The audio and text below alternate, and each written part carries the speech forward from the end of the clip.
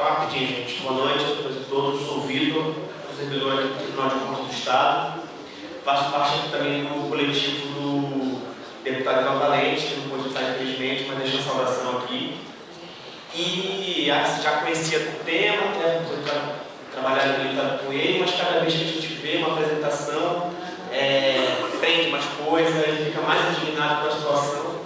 Mas algumas dúvidas surgiram assim, durante o debate. Que, a primeira é essa diferenciação, porque o dado oficial do governo trabalha com a dívida líquida e se torna um pouco contraditório que pelo menos trabalhasse com as duas, né, para fazer uma demonstração de quanto que está se gastando. E mesmo o dado oficial em relação ao orçamento, o governo diz que é menor. Né? Eu queria saber, entender o porquê que se diz que é menor. Segundo, o seguinte, a gente vê pela demonstração também, pela aula, que a dívida vai se financiarizando ao longo do tempo. Ela tem uma base contratual, né, no passado, ela vai se tornando mais financiarizada. Queria saber até que ponto isso não atrapalha ou até inviabiliza, em certo modo, a anulação de valores, como é que a auditoria do valor trabalhou com isso, como é que a nossa auditoria e a nossa campanha trabalha com isso. E como é que funciona a lei de transparência em relação a esse tema, porque em tese tem várias informações sobre isso que deveriam já estar públicas nesse momento e eu não tive acredito também da gente divulgá-las. Obrigado, Lúcio.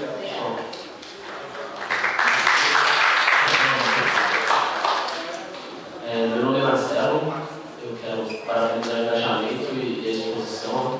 Vou fazer uma observação bem rápida numa questão final que considero importante. Primeiro, quando você mostrou os dados da situação do Equador, eu fiquei pensando o quanto é complicada essa aproximação do que foi feito no Equador e o que poderia ser feito no Brasil.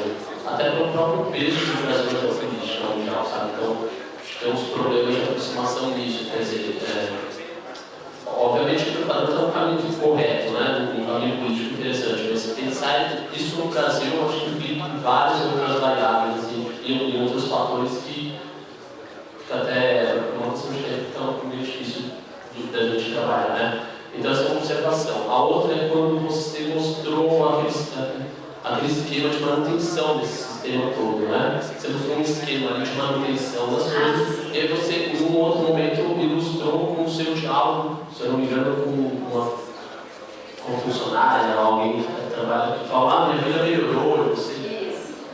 Então, se assim, uma grande questão que aparece para a gente aqui é como levar essa realidade para um número maior de pessoas, me parece que a gente, lendo o Bolsa Família como um cala-boca, eu acho complicado para dialogar com as pessoas, né?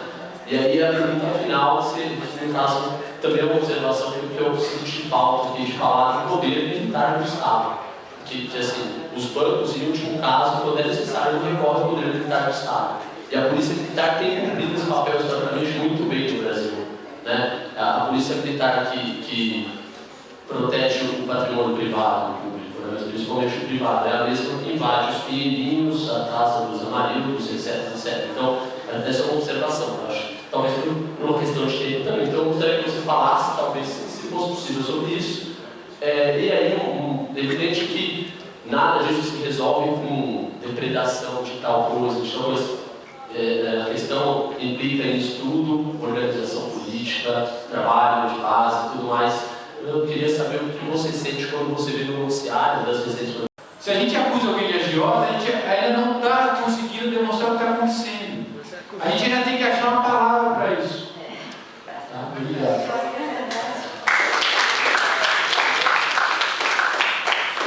Boa noite, meu nome é Mário Branco, sou engenheiro civil e faço parte aqui do grupo, mas eu queria aproveitar a oportunidade para acompanhar a atividade pública do Brasil desde a década de 70. Eu sou entusiasta da Maria Lúcia Fatorelli. Apenas para dizer o seguinte, já que estamos falando de números e toda essa técnica, quero mexer um pouquinho coração de vocês. Em 1983, eu mandei uma carta para o presidente Figueiredo dizendo da dívida do governo federal. Nós éramos 120 milhões de habitantes e devíamos 120 bilhões de dólares. Ou seja, cada brasileiro devia $1.000. Se você pegar hoje a dívida do Brasil, 3 trilhões e 200 bilhões, e dividir por 200 milhões de habitantes, faz a continha, dá 16 mil reais. Convertendo para dólar, dá perto de 7.500 dólares. Só que essa curva ela não cresce linearmente, ela está crescendo exponencialmente.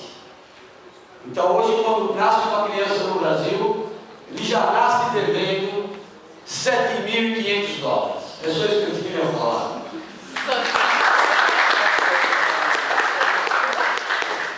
Meu nome é Ananias, sou publicitário e estou querendo entender faz um tempo aí como é que funciona. Ainda estou digerindo muito do que é isso. Mas eu queria entender especificamente uma das coisas que você falou durante a sua explanação sobre os juros, a taxa Selic. Você tinha falado, preciso entender assim, por que não é tão... Eu sei assim, a gente está falando de um jogo vencido e a gente não quer jogar esse jogo vencido, né? Porque não dá, porque enfim, já começa perdendo, é impossível ganhar. Mas o que a gente tem hoje é um governo que joga o jogo vencido e faz o possível dentro desse jogo vencido. E aí eu queria entender por que, assim, uma taxa de juros, uma taxa Selic que era de 40%, ela foi para 8%. Dentro desse jogo vencido, para quem paga a conta, isso é interessante, é menos pior, né? Pior dos infernos. Isso é bom? Pelo que eu entendi ali no certo momento, não quer dizer muita coisa, não quer dizer nada, né? Se considerar dentro desse jogo vencido, é melhor pagar essa taxa de 6%, de 8% do que a de 40%. E aí eu tenho visto, às vezes eu vejo no noticiário em que se comemora no jornal que o governo lança títulos da dívida pública e ultimamente tem conseguido fazer nos menores juros. Eu queria entender, e aí a juros menores, ou lançar juros menores, eu tenho visto coisas em torno de 3%, alguma coisa assim. Eu queria entender exatamente isso, a relação disso com a taxa Selic. Basicamente isso. Tá? E uma questão também, que é uma dúvida. Quando a gente está falando desses 8%, esse valor que a gente está colocando, isso representa 8% esses 700 e tantos bilhões que a gente pagou, são diferentes desses 8%. Está diretamente relacionado a esses 8% da taxa Selic, que representa um montante, que seria na verdade os 8% dos 100%, você entendeu o que eu estou querendo dizer? 700 bilhões representa 8% do total da dívida. É isso. Seria isso, basicamente. Para entender isso. Obrigado. Obrigada.